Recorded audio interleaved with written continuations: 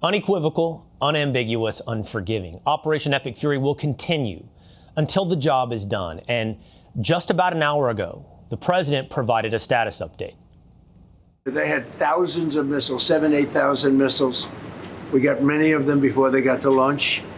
They have drones all over the place. We got many now. We're knocking out the drone plants, as you know, going fast.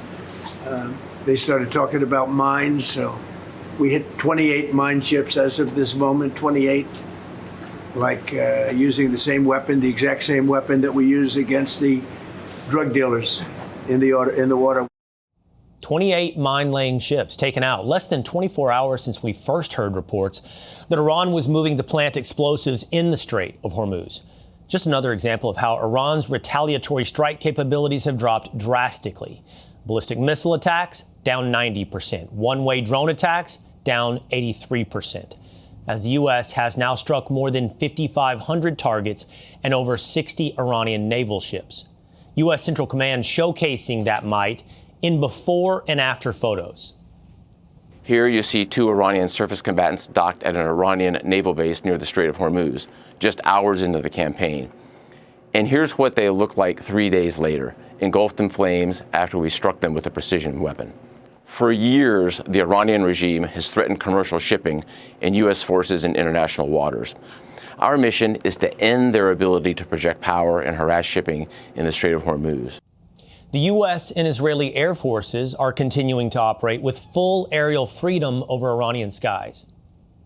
It is a great honor for us to fight with you. You're doing a great job. Thank you very much. Likewise, gentlemen. Please be safe out there. Strike hard. See ya. Today, a Thai flag cargo ship was struck by a projectile in the Strait of Hormuz, setting it on fire.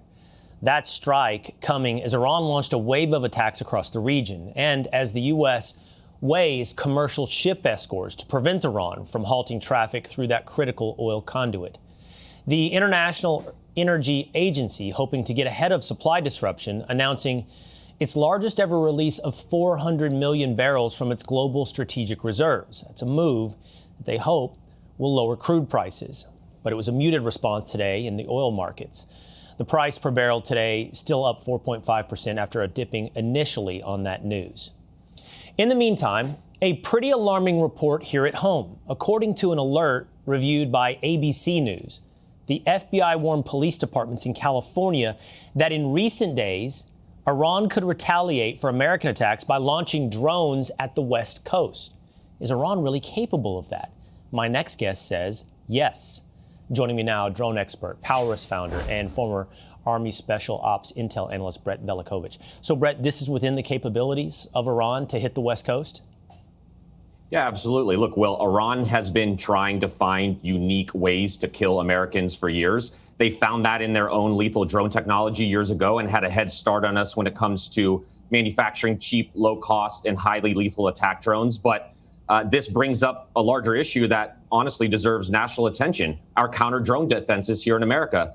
I've been warning about this for years on this program, and now it's playing out in real time. And the uncomfortable truth is that some elements of our own regulatory system, particularly the FAA, are slowing down the technologies that can actually stop these very threats. And look, I'll be the first to admit it. The FAA has a very difficult job. They have to protect the most congested airspace in the world. They mean well, but my loyalty is always going to be to protect fellow Americans. And I keep hearing from other government officials that the FAA is not doing any favors to our government and defense apparatus who are trying to install counter-drone systems that protect those same Americans. And it's making me nervous. We are extremely vulnerable to domestic drone attacks. Obviously, Iran's seeing that, China's seeing that, Russia's seeing that. The FAA and national security policies on drones should prevent the attack left of launch, not react after somebody here dies. We've got counter-drone detection systems, AI airspace monitoring, defensive capabilities that are all advancing very, very quickly. But too often, it's getting stuck in this airspace approval process that moves at the government pace while the threat is moving at the battlefield. And all anyone has to do is turn on the news, see what's happening in the Middle East.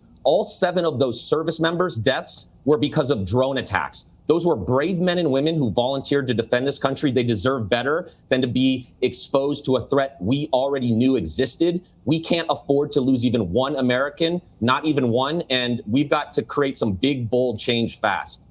Brett, we've heard a lot about Iran's cutting-edge drone capabilities.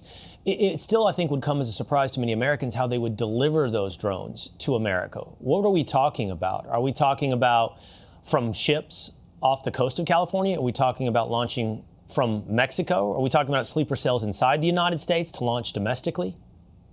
I think all of the above. I mean, it really doesn't take much these days for actors to come in clean through an airport with access to technology you could buy off the shelf and wreak havoc.